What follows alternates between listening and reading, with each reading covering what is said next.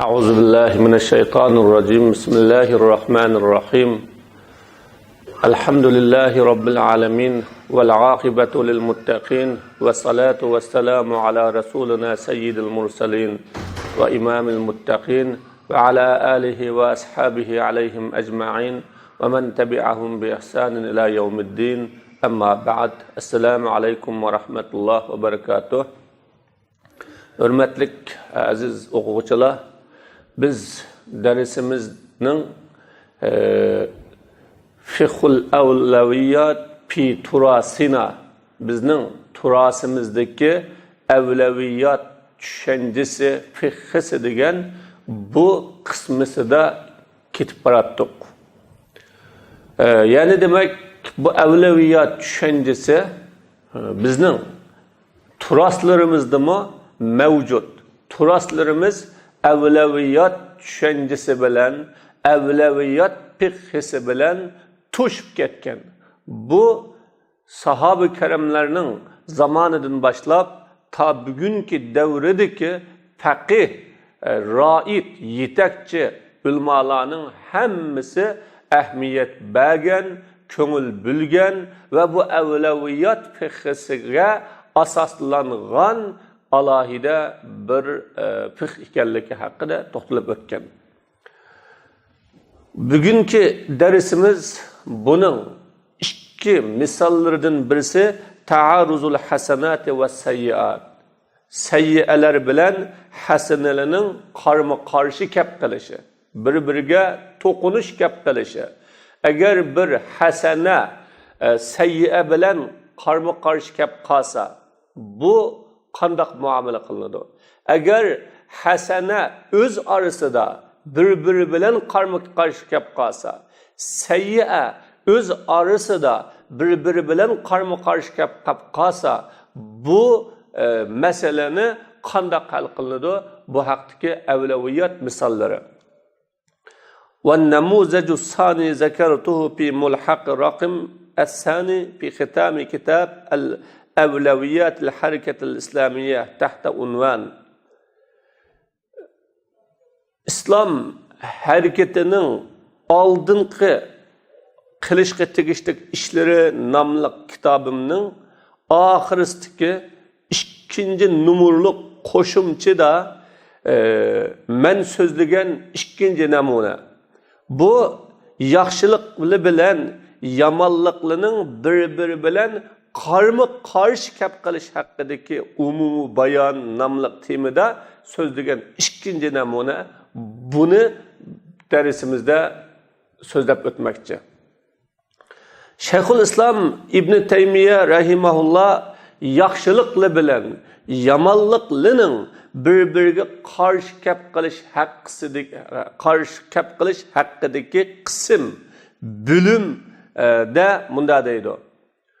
إذا ثبت أن الحسنات لها منافع وإن كانت واجبة كان في تركها مدار والسيئات فيها مدار وفي المكروه بعض الحسنات فالتعارض إما بين حسنتين لا يمكن الجمع بينهما فتقدم أحسنهما بتفويت المرجوح وإما بين سيئتين لا يمكن الخلو منهما فيدفع أسوأهما باحتمال أدناهما وإما بين حسنة وسيئة لا يمكن التفريق بينهما بل فعل الحسنة مستلزم لوقوع السيئة وترك السيئة مستلزم لترك الحسنة فيرجح الأرجح من منفعة الحسنة ومضرة السيئة. أجر حسنلارning menfaati borligi isbotlansa, garchi bu hasanalar vojib bo'lsa-mu, buni tark etganlikda, hasanalarni tashlaganlikda, qilmaganlikda ziyon bo'ladi. Har qanday bir hasananing, yaxshi ishning, yaxshi ibodatning menfaati bor. Garchi vojib bo'lsa-mu, masalan namozga o'xshagan qilishga tegishlik qilish vojib bo'lgan hasana bo'lsa-mu, uning menfaati bor. Bunda bo'lgandan bu hasanani tashlash, qilmaslikda ziyon bo'ladi. Sayyiada xatoliklarda ziyon bor. Yomon makruhlarda ba'zi hasanalar bor. Makruh ishlarda ba'zi hasana bor, yana makruh. Unda bo'lganda qarma-qarshi kap qilish yoki ikkisining orasini jug'lash mumkin bo'lmaydigan ikki hasana o'tirisida bo'ladi. Ikkilisi hasana jug'layli desak, jug'lig'ili bo'lmaydi. Unda bo'lganda ikki hasananing yaxshiroqi, afzalroqi, uning tuvanroqini din voz kechish bilan ilgari qilinadi. Tuvan hasanani, ojiz hasanani voz kechib, uni tashlash bilan eng yaxshisi, eng afzali ilgari qilinadi. Yoki bu qarama-qarshi kelish uningdan xoli bo'lish mumkin bo'lmaydigan ikki sayyi'a o'tirisida bo'ladi.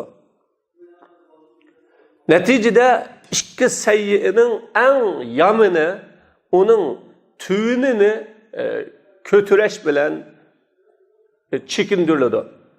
Endi ikki sayyi'a bor, birisi birisini lozim tutib turadi. Zada ikkidan xoli bo'lish mumkin emas. Ikkilisi bir-biri bilan qarama-qarshi. Unda da eng sayyi'asi, eng yomoni uning tuvanroqini, uning ojizroqini qilish bilan saqlaniladi. Yoki bu qarama-qarshi kelish, ta'arruz ikkisining orasini muvofiqlashtirish, ya'ni ayirish mumkin bo'lmaydigan yaxshi bilan yomonlik o'tirsa bo'ladi. Bir yaxshilik bor, uni qilsak cho'qim bir yomonlikni qilish to'g'ri keladi. Bir yomonlik va uni tashlasak cho'qim bir yaxshilikni tashlash to'g'ri keladi.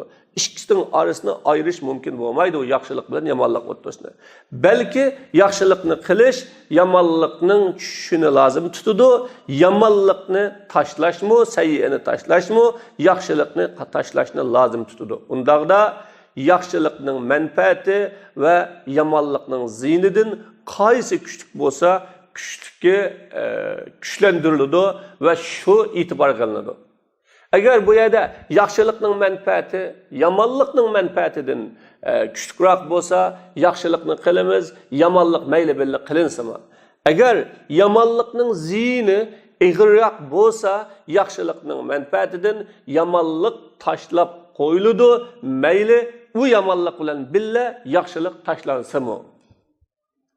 فالأول كالواجب والمستحب وكفرز العين وفرز الكفاية مثل تقديم قضاء الدين المطالب به على الصدقة التطوع. Birincisi vacib, mustahab o'xshaydi. Ikki hasana o'tirishdiki jug'lash mumkin bo'lmaydigan qarama-qarshilik. Bir vacib bilan bir mustahab.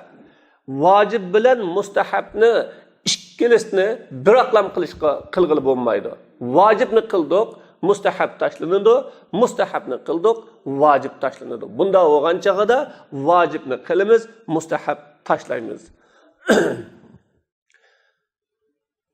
Farzi ayn bilan farzi kifoyaga o'xshaydi. Farzi kifoyani qildik, farzi ayn qoladi. Farzi aynni qilsak, farzi kifoya qoladi. Bunda bo'lgan vaqtda farzi ayn qilinadi, farzi kifoya tashlab qo'yiladi. Masalan, talab qilingan qarzni ado qilishni ilgari qilganga o'xshash nafl sadaqaga. Bir odamning ustida boshqalar suylayotgan bir qarz bor. Ham nafl sadaqadan birini qilg'ili qopti. Bu yerda nafl sadaqani qilish u farzi kifoya. Qilsimi bo'ladi, qilmasimi bo'ladi. Ammo qarzni berish, egasiga qaytarish bu farzayn. Buni bu vaqtda ikki hasana qarzni ba'di nafl sadaqani qilamidi, nafl sadaqani ba'di qarzni qaytaramidi. Bu holda farzni, ya'ni farzayn bo'lgan qarzni qaytaradi, nafl sadaqa qo'yib qo'yiladi. Buningdan voz kechamiz. Bu bir ibodat. İkincisi, كتقديم نفقة الأهل على نفقة الجهاد الذي لم يتعين ve takdimi nefakatil valideyn aleyh.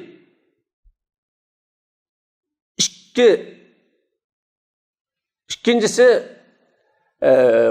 farz ayn bo'lmagan cihat nafaqasiga ahli balavoqning nafaqasini ilgir qilishga o'xshaydi. Ve ata-onaning nafaqasini farz ayn bo'lmagan cihatga ilgir qilishga o'xshaydi. Xuddi bu sayyidisda keldi, amalning qaysi afzal? Payg'ambar alayhisolatu vasallam vaqtida o'qilgan namoz. Men dedim, aningdan keyin qaysi? Payg'ambar alayhisalom andin ata-onaga yaxshilik qilish dedi. Men dedim, andin keyin qaysi?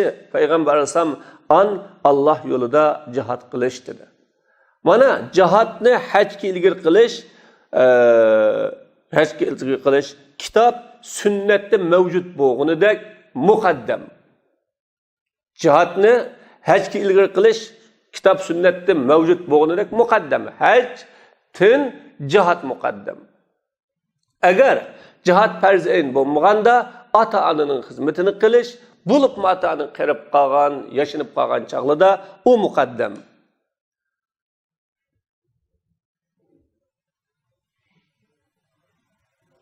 Mutaayyan ala mutaayyan, mustahab ala mustahab. Farz ayn bo'lganni farz aynga, mustahabni mustahabga ilgir qilinadi. Qur'on qiroatini zikrga ilgir qilishga o'xshaydi. Agar bu ikkisi amalul qalb, amalul lisonda barobar bo'lgan vaqtda. Qur'onni qiroat qilish zikriga, Qur'onni qiroat qilish zikriga bu muqaddam. Çünkü her qandaq zikrinin türüdün Qur'onni qiroat qilish afzal. Ama ikkilisi barabar bo'lib qolsa, amalul qalb, qalbning amali, tilning amali de barabar bo'lgan chaqda Qur'onning qiroati zikriga muqaddam.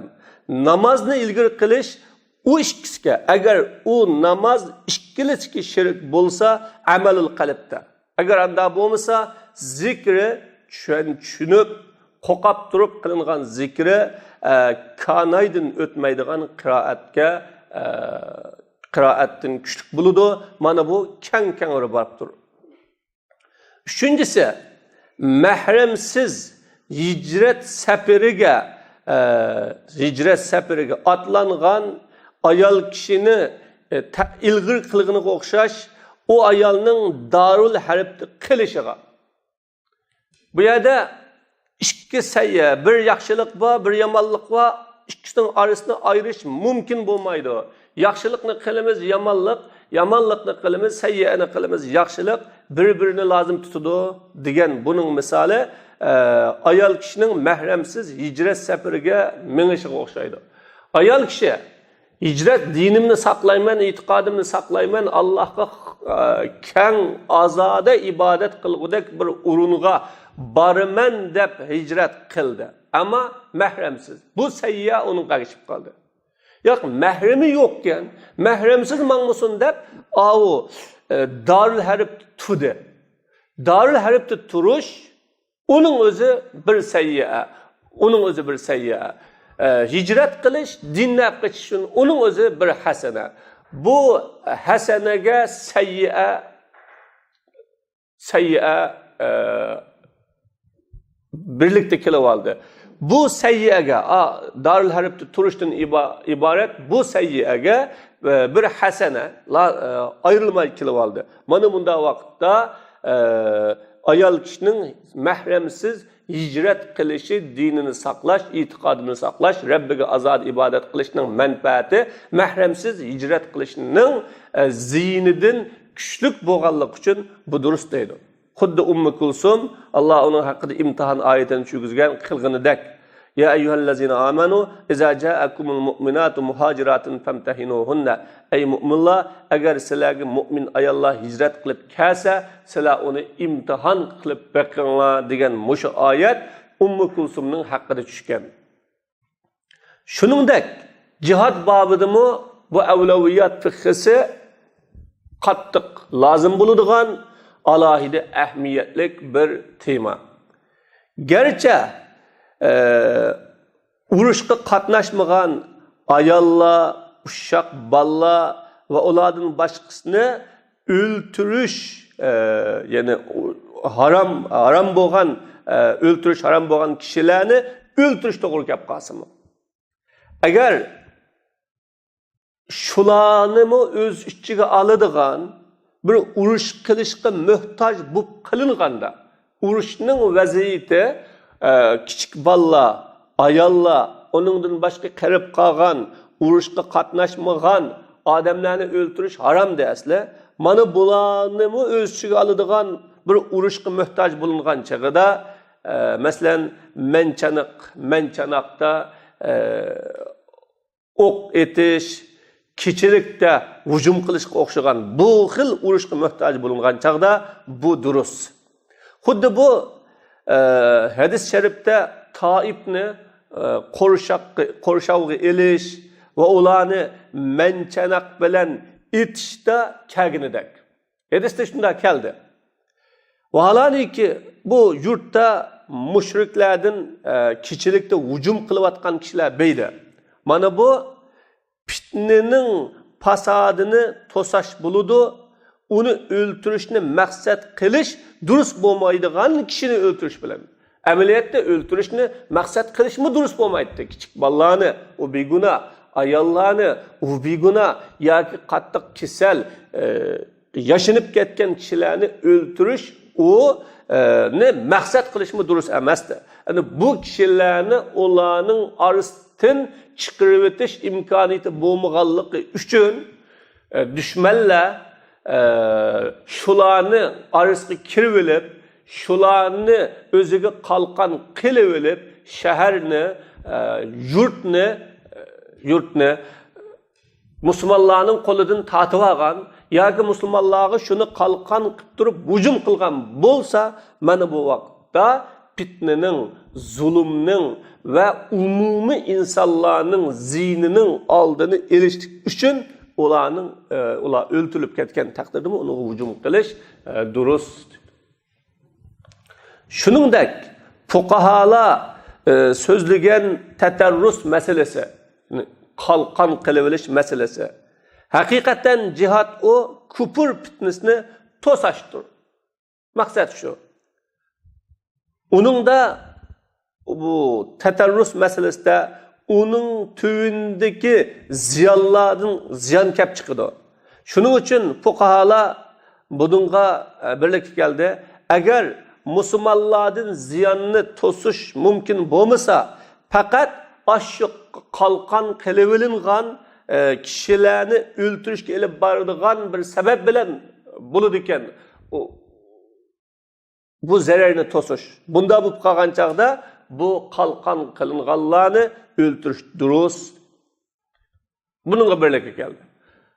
Bir necha kafir bir ulab, bir turk musulmonlarni o'ziga qalqon qilib yapti. Agar bizga hujum qilsangiz yoki bizningki talablarimizga kelmasangiz, biz bularni o'ltirib o'tamiz debdi. Endi u qalqon qilingan kishilarni o'lishiga rozi bo'lib, o'ltirilishiga rozi bo'lib, uningdan ko'z yumib voz kechib, musulmonlarga keladigan cho'ng ziyonni to'sash mumkin bo'lmasa, ulardan kechiladi. Bu durust. Ya'ni kichik ziyon cho'ng ziyonning oldida kechiladi. Agar ziyondan qo'rqilmasa, lekin ularni o'ltirishga olib boradigan vosita bilan bo'lsa, buningda ikki so'z bor. Ziyon yo'q. Ammo ularni o'ltirishga olib boradigan vositadan boshqa vosita bo'lmay qolsa, buningda ikki so'z bor deydi. Ya'ni ba'zan ulamolar ziyon bo'lmaganlik uchun ularni o'ltirishga bo'lmaydi deydi. Ba'zan ulamolar uni o'ltirish kerak. Ammo to'rtinchisi, och qolgan chaqda o'lib ketgan hayvonning go'shtini yeyishga o'xshaydi. Haqiqatan yeyish bu yaxshi ish, vojib. U faqat mushu sayyi bilan mumkin bo'ladi. Ya'ni o'likligi bilan mumkin bo'ladi. O o'lib ketgan hayvon. Asli yeyish to'g'ri. Ammo o'likni yeyish to'g'ri emas. Uning manfaati kuchli. Uning aksi nijis, harom bo'lgan dara. Uning ziyni manfaatidan kuchli, Yani onun ziyni menfaatidan güçlük, darının menfaatidan. O haram bo'lgan daridan boshqa dorilar uning o'rnida tug'anligi uchun. Chunki u haram dori bilan saqiyishi ishonchlik emas. Shuningdek haraq ichish dori uchun u durust emas. Chunki u doridan boshqa haram doridan boshqa dorilar boshqa qaytish uchun qo'llanilgan choralar bor. Bu bo'lganligi uchun uningdan boshqa yo'l qolmagan holat bo'lganlikdan u dorini ishlatish to'g'ri emas. Fatabayyana anna sayyi'a tuhtamal fi mawdi'ayn. Mana buningdan sayyi'a ikki o'rinda ko'tariladiganligi, ya'ni qilinadiganligi aniq ayon bo'ldi. Birinchisi, u sayyi'dan yomonroq bo'lgan sayyi'ini to'sash. Qachon u yomonroq sayyi'a to'salmasa, faqat shu sayyi'ani qilish bilan va uni tashlashdan manfaatliroq bo'lgan narsani hosil qilish. Qachon u sayyi'a qachon u hosil bo'lmasa, faqat shu sayyi'a bilan hasanami ikki o'rinda qo'yib tashlanadi. Qachon bu hasana uningdanmi yaxshiroq bir hasanani qo'ldan ketkizsa yoki uning ziyni hasananing manfaatidan ishib ketadigan bir sayyani lozim tutsa, bu vaqtda hasanami tashlanadi. Mana bu diniy jihatdagi selishtirishlarga aloqador bo'lgan ishlarda bo'ladi. Demak, yomonlikni ikki o'rinda ishlasak bo'ladi, qilsak bo'ladi. Uningdanmi yomonroq bir yomonlikni chekindirish uchun ozroq bir yomonlikni qilish orqali uningdanmi cho'ng sayyani saqlang'ili bo'lsa, u bo'ladi. Yoki ozroq sayyani qilmay turib, uningdanmi manfaatliroqni qo'lga keltirgili bo'lmasa, u vaqtda o sayyanimi qilish durust bo'ladi. Hasanimni ikki o'rinda tashlash to'g'ri keladi. Biri uningdan yaxshiroq bo'lgan hasanini qo'ldan ketkizayotgili qolsa, u tashlanadi. Ammo vojibning dunyodagi bir ziyon uchun saqt bo'lishi va dunyo ehtiyoji uchun harom qilingan ishning mubah bo'lishi, masalan, ro'zining safar uchun saqt bo'lishiga o'xshash, ihromlikda cheklangan ishlarning saqt bo'lishi, namozning ruknlarining saqt bo'lishi kasal uchun bu yeni bir bab. Bu dinning kengirligi va harajni ko'tarib o'tishga kiradi bu bab. Buningda shariatlar farqli. Yani birinci babga o'xshamaydi bu. Avvalgi biz davatgan hasana bilan sayyi'aning bir-biriga to'qinish kelib qolgan bu turiga o'xshamaydi. Masalan, ihromlikda cheklangan ishlar bor, buning saqt bo'lishi, namozningki ruknlari o'rtirib o'qish, qiroat qilib o'qish degandek kasal bo'lib qolib qolsa, yetib o'qishning durust bo'lishi, yoki safar qilgan odamga ro'ziningki saqt bo'lishi, ya'ni iftor qilish durust bo'lishi ma'lum, faqat dinning kengirligi Müslümanlardan harajni ko'tarib o'tish degan bu temaga kiradigan qism bu.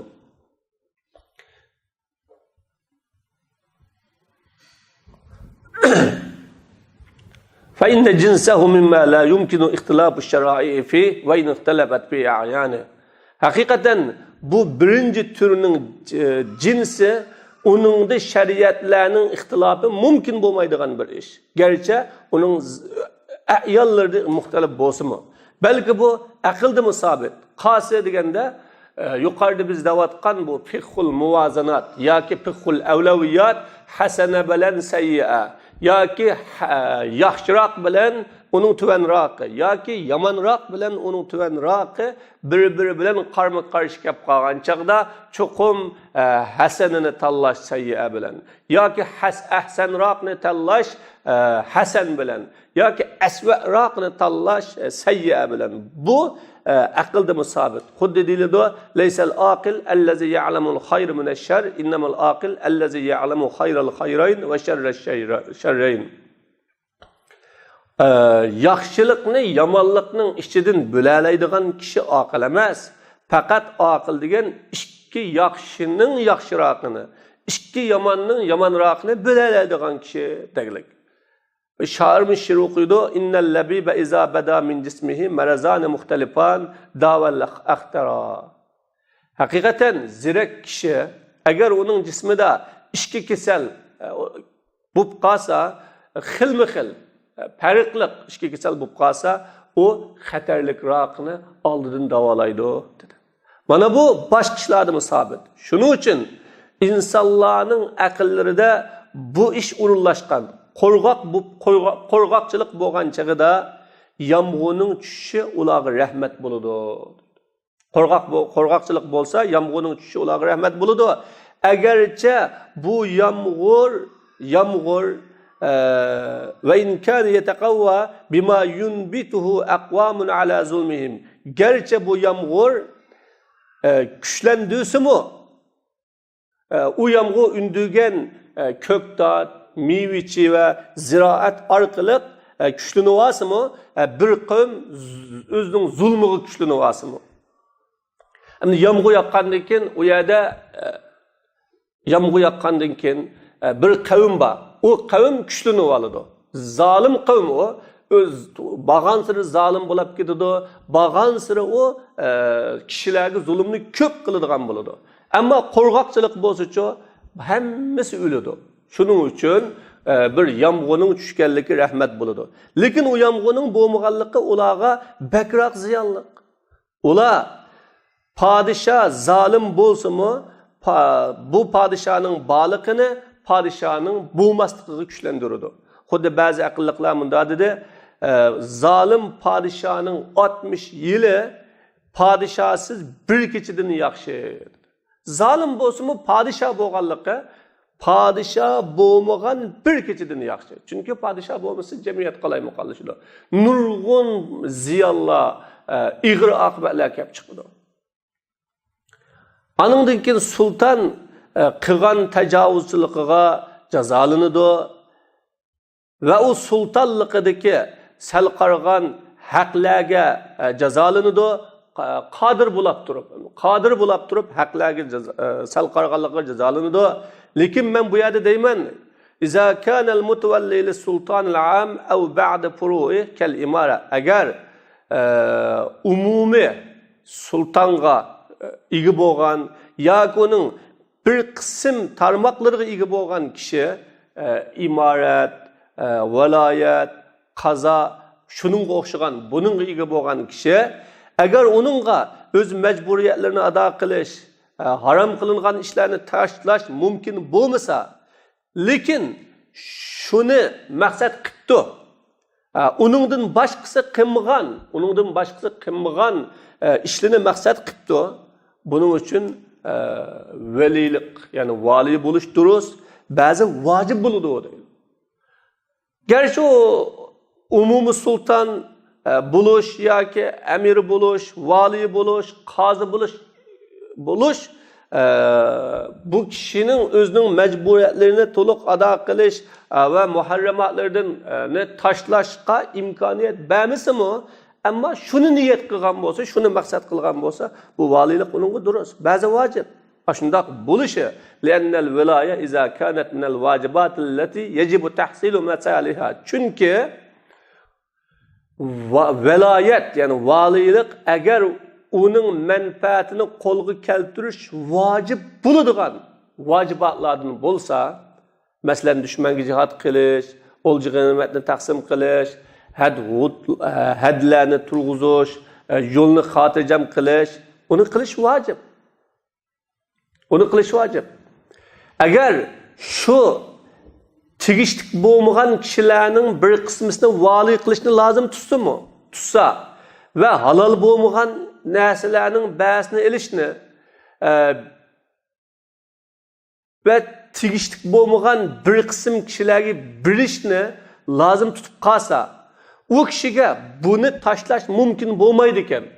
Hamda vali bo'lgandan bazı valilikka tegishli bo'lmagan odamlarni vali qilish to'g'ri kelib qoladi ekan. Halol bo'lmagan narsalarning ba'sini ilish to'g'ri kelib qoladi yoki berishga tegishli bo'lmagan kishilarga berish to'g'ri kelib qiladi o vali bo'lganlik uchun. Buni qilmayman desa mumkin emas. Bunda bo'lgan chaqda bu sarahaza mana bu vacib yoki mustahab ininsiz bitmaydigan bir bobdan bo'ladi. Unda vaqtda umi vacib bo'ladi ya mustahab bo'ladi. Agar uning ziyni shu vacib yoki mustahabning manfaatining tugunda bo'lib qolsa. Balki agar viloyat vacib emas ekan, bu zulmga yopishliq ekan, hamda zulmsiz qilib bo'lmaydigan valilik ekan. Bunda bo'lgan chaqda valilik vacib bo'lmaydi. Balki agar valilik vacib emas ekan, bu zulmga yopishliq. O valilikqa ega bo'lgan kishi zulmni tug'izib soladi, zulm qilib soladi. Hatto uningga bir shaxs ega bo'lsa, uning maqsadi mushuning bilan o viloyatdagi zulmni yengillashtirishgan, o zulmning jaqiraqini to'sish, o zulmning azraqini qilishlik bilan to'sishgan bunda bo'lsa, bu shu niyat bilan yaxshi bo'ladi. Va o kishining qilgan xatoligi uningdanmi yomonroq bo'lgan sayyani to'sash niyatida qilgan xatoligi, qilgan sayyasi yaxshi bo'ladi. Mana bu avlaviyat babidan. Demak, agar bir viloyatda bir odam o valilikqa ega bo'lsa, zulmdan xoli qilinmaydi. Zulm olishib qoladi. O odam uni qilish orqali jiq zulmlardan saqlanib, kichik zulmni qilib soladi, oz zulmni qilib soladi. Yoki ig'ir zulmdan saqlanib, yengilroq zulmni qilib soladi. Uning niyati shu. Bag'an siri zulmni yo'qotish, asta-asta yo'qotish. Bunda bo'lgan vaqtda bu odamning shu niyati bilan qilgan xatoligi yaxshilik bo'ladi, u kishiga o viloyat vojib bo'ladi. Mana bu bir va haza babun yaxtalib bi ixtilafin niyat val maqasid. Mana bu niyat maqsadlarning o'xshamasligi bilan o'xshamaydigan, farqlanadigan bir turi bu. Agar bir odam bir valilikni qo'lga olibdi, texmu bir zulm qilib olay, texmu bir yomon ishdan birini o'tirg'i qo'yib olay, musulmonlarga, ummatga ziyonlik planni yurgizib olay degan niyatda olgan bo'lsa, u ig'ir gunohkor bo'ladi.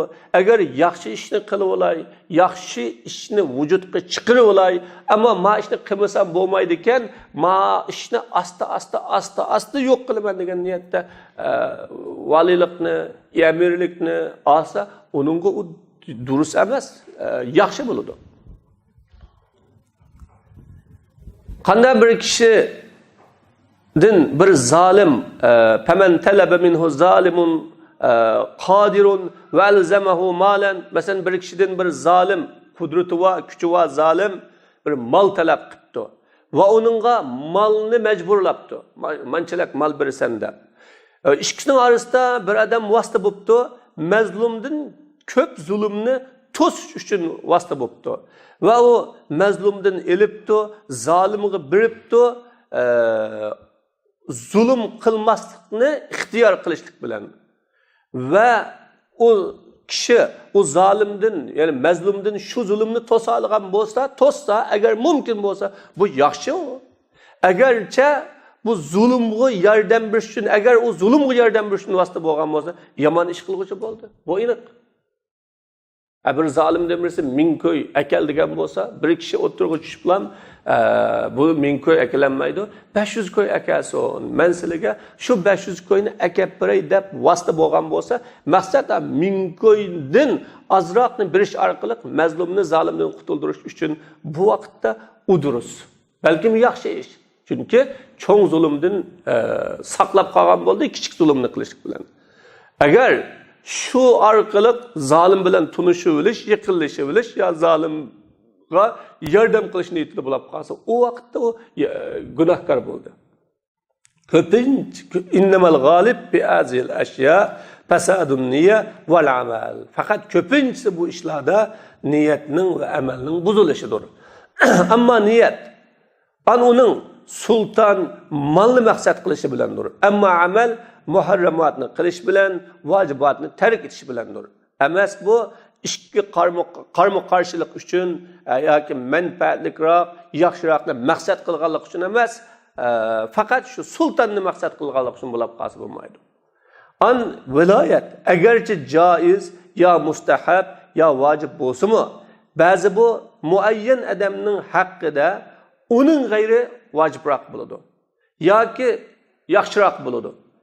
Shuning uchun unda vaqtda ikki ishning yaxshisi ilgari qilinadi, vojiblik jihatdan bir qitim va mustahablik jihatdan yana bir qitim. Mana bu bobdan Yusuf Siddiq Misr podshosining davlatining xazinalariga ega bo'ldi. Balki uning tilishi o Misr podshosining Yusuf alayhisalomni ziminning ambalariga, davlatning ambalariga vali qilishni tilishi bu jahtidan bo'lgan. Mana uning qavmi bo'lmasa, u Misr podshosi, uning qavmi kafirdi. Alloh taolo deganidek, "Va laqad ja'akum Yusuf min qablu bil bayinat." Sizlarga Yusuf alayhisalom buningdan burun pokit olib keldinglar. Sizlar o Yusuf alayhisalom olib kelgan pokitdan shakda bo'ldinglar dedi. Yana Alloh taolo o to'g'riliq bunda dedi, "Ey turmudoshlarim,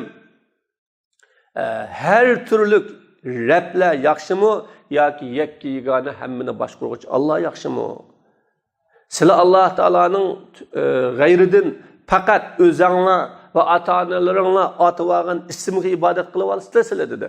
Mana bu oyatdan Yusuf alayhisalomning shu vaqtdagi Misr podshosi va uning qavmining kafir ekanligini ko'rib olg'ili bo'ladi. Ammo Yusuf alayhisalom davlatning xazinalariga meni ega qiling dedi va uni so'radi. Ma'lumki, u Yusuf alayhisalom ularning kafirligi bilan, u kafir bo'lsa-mu, ularning bir odati beydi, qonuniyati beydi, malni elish, malni berishda podshohlarning xizmatchilariga, ahli baytiga, qo'shunlarga, fuqarolarga malni elish berishda urf-odat qonuniyati beydi. Bu payg'ambarlarning sunnati, ularning adolati bo'yicha mangmaydi. Yusuf alayhisalomga o'zi xohlagan ishning hammasini qilish mumkin emasdi. Va u Alloh subhanahu va taolaning dinidan deb ko'rgan ishlarning hammasini qilish Yusuf alayhisalomga mumkin emasdi. Haqiqatan qavmi, o kafir qavmi Yusuf alayhisalomga unamaydi. Lekin mumkin bo'lgan adolatni qilish, ihsonni qilish o mumkindi. Va mu'minlarni o'zining ahli baytidan bo'lgan mu'minlarni ikrom qilishga erishadi. Mana Yusuf alayhisalom sultonlik bilan u Yusuf alayhisalom u mu'minlarni ikrom qilish mumkin emasdi buningsiz. Ya'ni sultanlıkka erişmegen bo'lsa bunu qilolmaydi. Mana buning hammasi Allohning fattaqulloha mastata'tum degan so'zining ichiga daxil. Agar ikki vojib qistan bo'lib ketibdi. Ikkisini jug'lash mumkin emas. Ikkilisini jug'lash mumkin emas. Unda da ikkisining kuchliroqi ilgari qilinadi. Yeni biri bu holda vojib bo'lmaydi. Uni tashlagan kishi kuchliroqini qilish uchun tashlagan kishi amaliyotda vojibni tashlagan kishi bo'lmaydi. Shuningdek, agar ikki harom qilingan ish jug'lishibdi, ikkisining cho'ngroqini tashlash mumkin emasken, ikki haromning cho'ngroqini tashlash mumkin emasken, faqat uning tövünni qilishlik bilan, oddiysini qilishlik bilan tashlag'ili bo'ladi ekan. Tövünni qilish bundaq holda haram emas amaliyotda. Haram emas. Gerçi şunu vacibni tashlash deb atalsa-mu va buni haram qilingan ishni qilish deb atalsa-mu, ishlatish e'tibori bilan. Atash e'tiborida madam haramni qilib soldi, madam vojibni tashlab soldi deyilgan bo'lsa-mu, amaliyotda vojibni tashlagan odam emas, amaliyotda haramni qilgan odam emas. Bunda vaqtda vacibni bir özrü cehdidan tashlab soldi, haromni kuchlik bir manfaat yoki zurriyat jihatdan qilib soldi yoki uningdanmi bakroq haromdan saqlanish uchun qilib soldi deyiladi. Mana bu yani bir-biriga qarshi to'qinish bobi buni keng, haqiqatan bir keng bab bo'libmi, uningda payg'ambarning izlari o'chgan, nubuvvatning xilofati o'chgan o'rin zamonlarda bo'libmi bu ishlar ko'p. Haqiqatan bu masalalar unda zamanda ko'p bo'ladi. Undaq bir o'rinlardan ko'p bo'ladi. Har qachon ilim, nubuvvatning izlarining o'chishi ziyoda bo'ladi ekan, bu masalalarmi ziyoda bo'ladi. Buning bo'lishi ummat o'rtasidagi fitnaning sabablari. Agar yaxshilik bilan yomonlik erishib ketsa, o'chaqda shibhilik ishlar yüz beradi va talozum yuz beradi. Yani bir qavm o'chaqda yaxshilikqa qaraydi, bu tarafini kuchlantiradi, garchi katta bir sayyani o'siga asimi. Bir qavm yomonlik tarafiga qaraydi, ular yomonlik tarafini kuchlantiradi, garchi katta yaxshilikni tashlasimi. Mana o'ttirdi tug'anlar ikkili ishga qaraydi. Shunda bo'lganlik uchun olimga bu masalalarning turlarini o'ylanish loyiq bo'ladi. Ba'zi o masalalarning bir qismida men uni yuqorida bayon qilgandek vojib bo'ladi. Amr ma'ruf, nahyanil munkar qilgan chaqda ba'zi ishlarda afv qilish vojib bo'ladi. Bu tahlil qilish, halol qilish emas bu. Va ya shariatni soqit qilish emas bu. Masalan an yakuna fi amrihi bi ta'a fi'lun li ma'siya akbar minha. Uning yaxshilikqa buyurganlikda uningdanmi cho'ngroq bir xatolikni qilish bo'ladi. Natijada fayutrakul amru biha, o itoatga bo'lgan buyruq tashlab qo'yiladi. Ma'siyatga tushib qilishdan saqlanish uchun. Xuddi sen bir gunohkorni, buning misoli zolim podshoning qashqi ko'tarib opresa. Natijada o zolim podsho uningga jazo berishda chakdan oshadi. U an uning gunohidanmi zini cho'ngroq bo'lib qoladi. Xuddi bir o'g'irdan birini yoki bir jinoyatchidan birini podshoning qashqiga oprasiz, u apagandan keyin u podsho o'zining qonuni yo o'zining siyosati bilan jazolaydi. Uning jazosi nechinasida ig'ri bo'lib ketadi. Bunda vaqtda uni apamaslik kerak. Xuddi uni ba'zi cheklangan ishlardan to'sqanlikda şu munkaratning tashlaganlikdan manfaati cho'ngroq bo'lgan bir ma'rufni tashlash bo'lib qoladi. Bu kishi to'sashdan to'xtab qoladi. Ansirab Allah subhanahu va taolo va uning payg'ambari buyurgan narsani tashlash lozim keladi deb ansirab. O kishining nazarida shu munkarni tashlaganlikning bo'lishidan kattaroq edi.